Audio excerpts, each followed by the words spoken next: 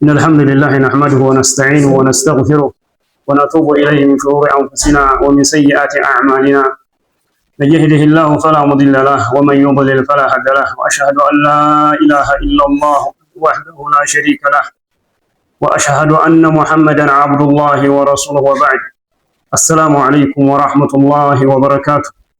يقول الله سبحانه وتعالى بعد أعوذ بالله من الشيطان الرجيم: يا أيها الذين آمنوا كتب عليكم الصيام كما كتب على الذين من قبلكم لعلكم تتقون።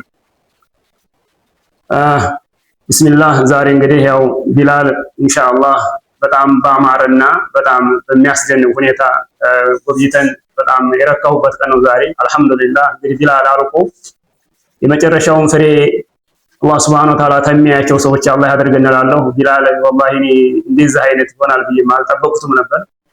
ግን ያየሁት በቃ ከሐሳቢ በጣም አጅብ ሩቅ ነው ያየሁት። አላህ እንግዲህ ሱብሓነሁ ወተዓላ መጨረሻው አምሮ የተሻለ ነገር ደግሞ እንትን ብሎ መስራቾቹም በህይወት እያሉ ይሄን ፍሬ አላህ ሱብሓነሁ ወተዓላ እንዲያሳያቸው አላህን እለምናለሁ። እና እንግዲህ አሁን ያለንበት ወቅቱ ረመዷን እንደመሆኑ ረመዷን እንግዲህ አላህ ሱብሓነሁ ወተዓላ ለኛ ለሰው ልጆች በህይወታችን የምናገኘው የድል እንደው ትልቅ ፍርሷ ነው ብዬ ነው የማስበው እኔ።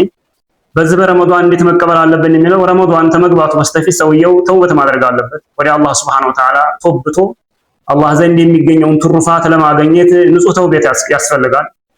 ከዛ ተውበት ካደረገ በኋላ ጥሩ ኒያ መልካም የሆነ ኒያ አላህ ሱብሓነሁ ወተዓላ በዚህ በረመዷን ጥሩ ኒያ ሰጥቶት ተውብቼ ወደ አላህ ተመልሼ ይሄን ትሩፋት አገኛለሁ የዚህ ረመዷን ብሎ ነይቶ አላህ ጋር ለመተዋወቅና ያለውን ስተቱን አርሞ ቀጣይ ህይወቱን አላህ እንዲያስተካክል ጥሩ ኒያ ያስፈልጋል። ብዙ ጊዜ ረመዷን ሲገባ ሰው ብዙ ነገር ይመኛል። ቁርአን ይሄን ያህል አኸትማለሁ፣ ሰደቃ ሰጣለሁ፣ እንዲህ አረጋለሁ ይልና ረመዷን ተገባ አንድ 3 ቀን 4 ቀን ተሄደ በኋላ ሁሉም ይከስማል። ለምን መሰላችሁ የሚሆነው?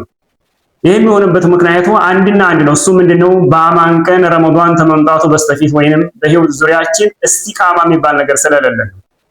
እስቲቃማ ካለ ቁርአን የመቅራት ልምዱ ካለ ሰደቃ የመሰደቅ ልምዱ ካለ ረመዷን ሲገባ እንደውም በጣም በነሻጧ ተቀጠልክ በኋላ ረመዷን ሲወጣ ወደ ኋላ እንቲካሳ አይሆንም ሰውየው ማለት ነው። ስለዚህ አላህም ለዚህ ነው ያ አዩሃ الذين آمنوا كتب عليكم الصيام كما كتب على الذين من قبلكم እናንተ በአላህ ያመናችሁ ሰዎች ወይ የነብዩ አለይሂ ሰላቱ ወሰላም ተከታይ የሆናችሁ አላህን የምትፈሩ ሰዎች ወይ كتب عليكم الصيام ጾም በእናንተ ላይ ተጻፈባችሁ كما كتب على الذين من قبلكم ከናንተ በስተፊት ባሉ ሰዎች እንደተጻፈ ሁሉ በእናንተ ላይ ጾም ተጻፈባችሁ ግዴታ ተደረገባችሁ። ለምንድን ነው ይልና አላህ Subhanahu Wa Ta'ala ይዘመርሱ ለዓለኩም ተተቁን አላህን ልትፈሩ ዘንድ።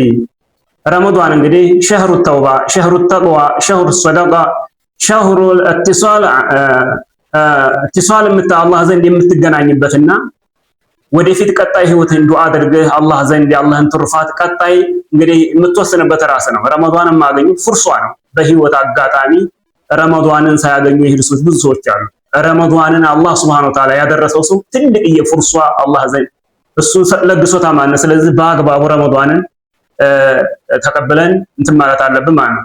ስለዚህ ረመዷን ሲገባ ተመግባቱ በስተፊት ተውባ ማድረግ አለብን። ከዛ ረመዷን ተገባ በኋላ የነየትናቸውን ኒያው ጠንክረን ዱዓ ማድረግ አላህ ዘንድ ትሷላችን ማጠንከር ቀጣይ ህይወታችን አላህ እንዲያሳምረው አላህን መለመን። ምክንያቱም ረመዷን ሲገባ ሰው ጠንክር ይልና ከዛ በኋላ ደግሞ ረመዷን ሰወጣ በኋላ እንትን ይላል። ይሄ መሆን የለበትም።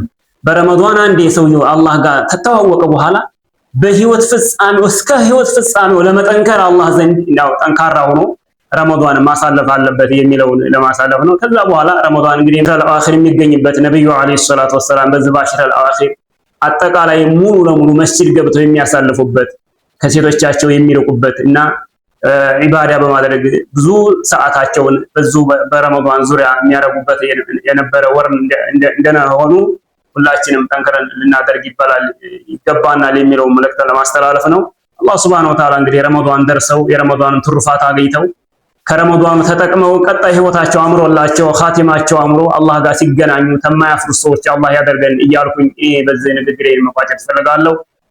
جعلني الله وإياكم من الذين يستمعون القول فيتبعون أحسنه، وبالله التوفيق، والسلام عليكم ورحمة الله وبركاته.